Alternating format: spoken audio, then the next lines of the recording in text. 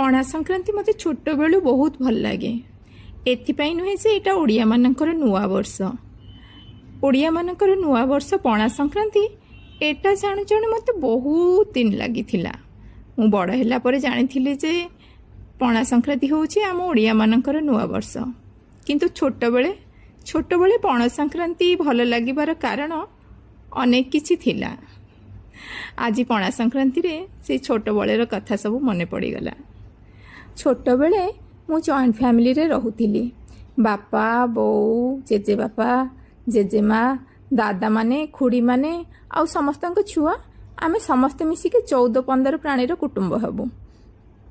एते बड़ परिवार भितर समस्तक सांगरे रहीकि पणा संक्रांति मनैबार से जो आनंद आज सब किछि मने पड़ी जाउची।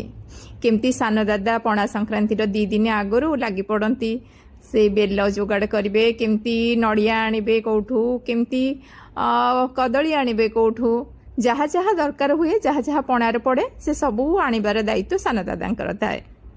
हाँ मोर एइटा भी मने अच्छी। पणा संक्रांति दिन पणा तैयारी हैला बेले आउ चौरारे माटी ठेकी पणा दिया हैला बेले आउ पणा भोग हो सारा पर समस्तक सहित मिसिकी पणा पीला बेले सेते बेले घरे रहिबा पई पड़े। तापरे तो जो मजा खेलिबा पई आमे सब भाई भौणी बाहरी जाऊ।